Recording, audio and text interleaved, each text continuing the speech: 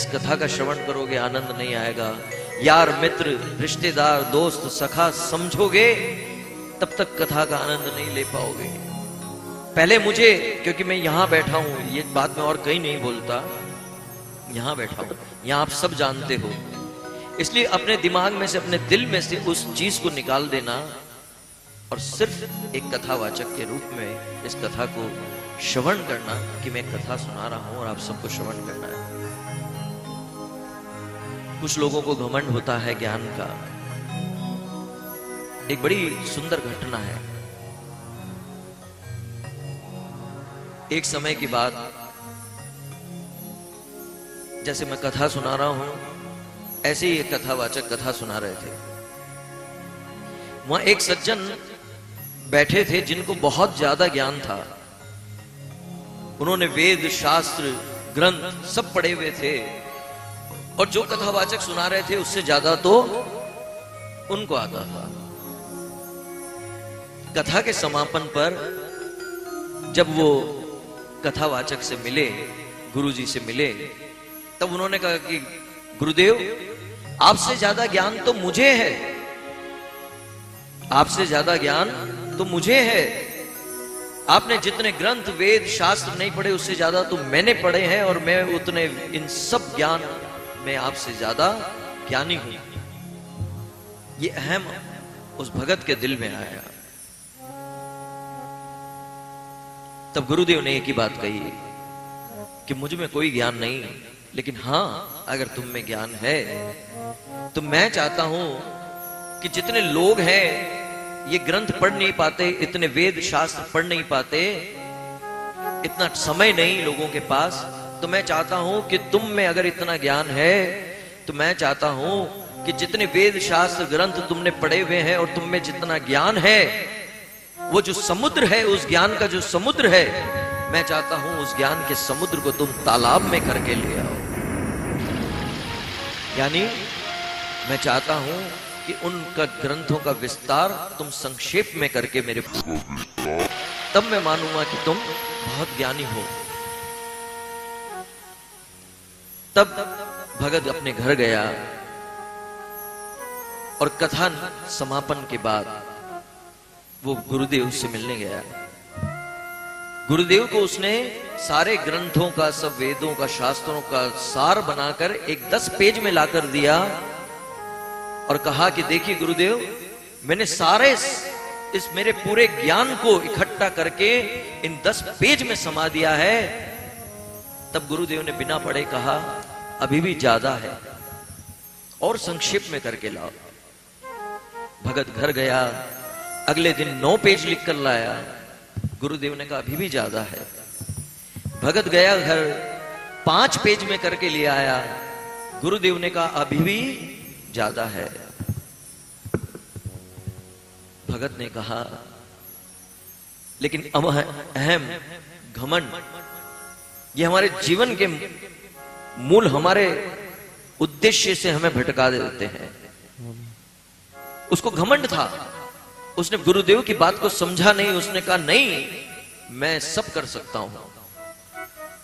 तब गुरुदेव के कहने पर उन ग्रंथों का सार इतना संक्षेप में करके लाया है कि केवल 3 पेज रह गए। गुरुदेव ने कहा अभी भी ज्यादा है। अगले दिन फिर आया, 2 पेज में लिखकर लाया। गुरुदेव ने कहा अभी भी ज्यादा है।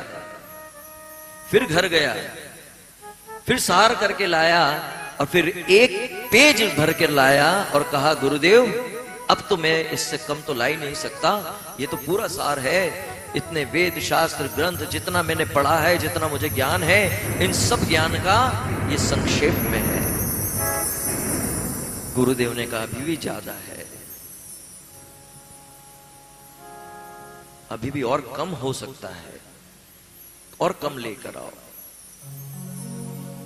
भगत घर गया, गुरुदेव की हर बात को मनन किया, चिंतन किया। अगले दिन गुरुदेव के पास पहुंचा और गुरुदेव के सामने एक खाली पेपर, एक खाली कागज रख दिया। तब गुरुदेव ने कहा कि अब तुझ में पूरा ज्ञान आ गया, अब मैं तुझ में ज्ञान भर सकता हूं। जब तक तू भरे कागज लेकर आ रहा था तुझ में ज्ञान नहीं था। आज तूने खाली कागज रखकर आज तूने खाली कागज रख के समझा दिया कि अब तुझ में ज्ञान आ गया है, अब मैं तुझ में ज्ञान भर सकता हूं। क्योंकि जब तक तू भरा हुआ था, तेरे कागज भरे हुए थे, तेरा दिमाग भरा हुआ था, तेरा दिल भरा हुआ था, जब तक तुझ में ज्ञान भरा हुआ था तो मैं तुझ में ज्ञान कहां डालता। अब तू खाली हो गया इस कागज की तरह, अब मैं तुझ में ज्ञान डाल सकता। तब गुरुदेव ने कहा कि जिस तरह एक पानी का गिलास पूरा भरा होगा, उस पानी के गिलास में कितना भी पानी ढेलो, वो पानी गिलास से बाहर छलक जाएगा। लेकिन गिलास खाली होगा तब उसमें आप पानी भर सकते हो।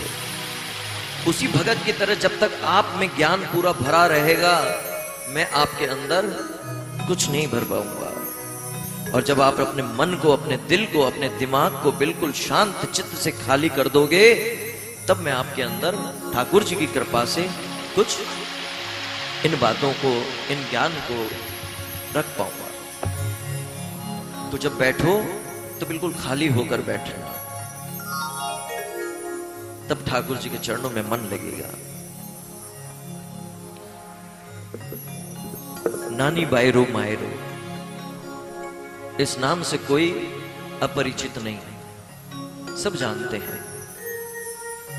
नानी बायरो मायरो कथा का श्रवण करते ही, इस नाम को श्रवण करते ही हमें नरसिंह मेहता, नरसिंह भगत की याद आती है। उस नरसिंह मेहता, नरसिंह भगत की ये कथा है, और कैसे नरसिंह मेहता जी ने निष्काम भक्ति की। ठाकुर जी के सब भगत होते हैं, लेकिन निष्काम भक्ति नरसिंह मेहता ने की, शबरी ने की, सुदामा ने की, मीरा ने की। आज काम हम सब इस समाज में, हम सब अगर ठाकुर जी को मंदिर में जाते हैं और ठाकुर जी के मंदिर में जाकर एक फूल भी चढ़ाते हैं, तो वो भी मतलब से चढ़ाते हैं और उसके बदले में भी कुछ न कुछ मांग लेते हैं। ये भक्ति कहलाती है काम भक्ति। और बिना काम के, बिना मतलब के अगर ठाकुर जी की भक्ति की जाए तो वो कहलाती है निष्काम भक्ति। वो निष्काम भक्ति शबरी, सुदामा, नरसी, मीरा, इनमें थे। कई भगत हुए। आज है, होता है, कोई भी काम हो किसी से, किसी मिनिस्टर से, किसी सरकारी अफसर से, लिफाफा पहले जाता है ना? बिना लिफाफे के काम ही नहीं होता।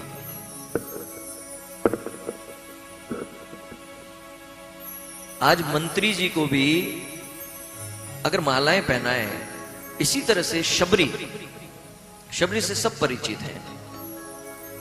शबरी ने अपने झूठे बेरों को राम भगवान को खिलाए। क्यों?